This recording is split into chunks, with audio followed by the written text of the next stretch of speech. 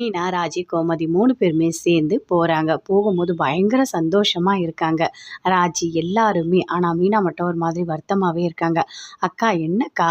சந்தோஷமா தானே இருக்கீங்க?" அப்படின்னு ராஜி கேட்குறாங்க. "என்ன ராஜி இப்படி பேசிட்ட? நான் போயிட்டு ஹோட்டல்ல ஸ்டே பண்ணலாம், ஜாலியா இருக்கலாம்னு நான் நெனச்சேன்.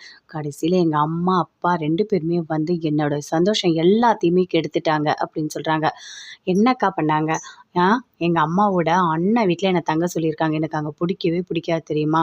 அவங்கலாம் நம்ம மனசுப்படி நல்லா சந்தோஷமாலாம் பார்த்துக்க மாட்டாங்க. ஏதாவது ஒண்ணு சொல்லிட்டே இருப்பாங்க. நமக்கு கோவம் வந்துட்டே இருக்கும்.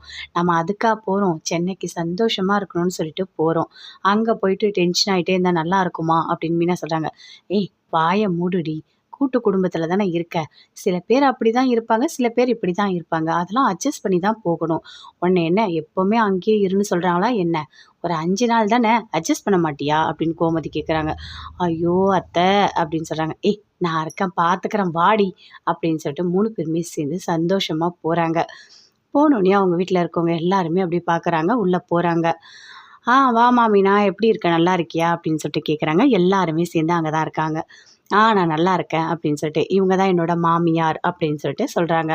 இது வந்துட்டு எங்க வீட்டுக்காரோட தம்பியோட ஒய்ஃப் அப்படின்னு சொல்லிட்டு ராஜிய காட்டுறாங்க. "ஓ! அப்படியா? சரி, சரி.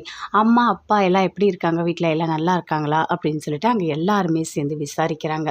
"ஆ நல்லா தான் இருக்காங்க" அப்படின்னு சொல்றாங்க. சரின்னு போயிட்டு காஃபி எல்லாமே கொண்டு வந்து குடுக்குறாங்க. குடுத்தோனே குடிக்கிறாங்க. அம்மா ஃபோன் பண்ணி எல்லாத்தையுமே சொல்லிட்டாங்க.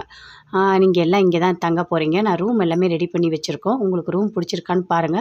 இப்ப தான் வந்திருக்கீங்க. கொஞ்ச நேரம் போயிட்டு நீங்க ரெஸ்ட் எடுங்க" அப்படின்னு சொல்றாங்க அவங்க மாமா. சரி, சரி அப்படின்னு சொல்லிட்டு போறாங்க. போயிட்டு ரூம பார்க்குறாங்க. ஐயோ! கடவுளே! இங்க தான் தங்கணுமா? அப்படின்னு சொல்லிட்டு.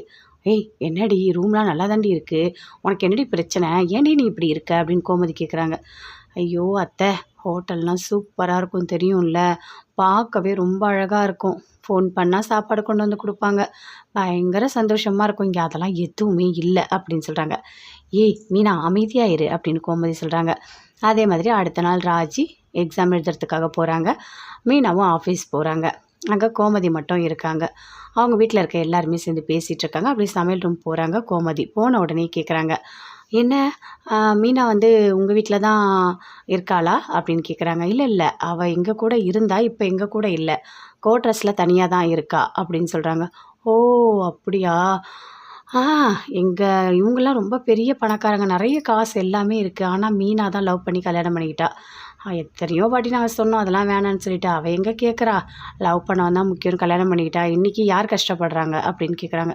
"ஐயய்யோ! மீனா கஷ்டம்லாம் படல. அவ நல்லா தான் இருக்கா." "என்ன நீங்க நல்லா இருக்கான்னு சொல்றீங்க? இதோ வேலைக்கு போறா. ஒரு நல்ல ஒரு சந்தோஷமாவே இல்லையே அவ" அப்படின்னு சொல்றாங்க. "உண்மையாவே புடிச்ச வீட்டுக்காரோட அவ சந்தோஷமா தான் இருக்கா. என் புள்ள நல்லா தான் பார்த்துக்கிறான்" அப்படின்னு கோமதி சொல்றாங்க. சரிங்க, சரிங்க" அப்படின்னு சொல்லிட்டுருக்காங்க. ஆனா கோமதிக்கு மனசு கஷ்டமா இருக்கு. இவங்க ஏன் ஒரு மாதிரி பேசுறாங்க? மனசு கஷ்டப்படுற மாரி தான் பேசுறாங்க. ஆனா இதெல்லாம் போயிட்டு நான் மீனாகிட்டயும், ராஜ்கிட்டயும் சொன்னா ரொம்ப வருத்தப்படுவாங்க. எல்லாத்தையும் நம்ம மனசோடயே வச்சுக்கணும் அப்படின்னு சொல்லிட்டு கோமதி ஒரு மாரி ஃபீல் பண்ணிட்டு அப்படியே ரூம்ல போய் உட்கார்றாங்க.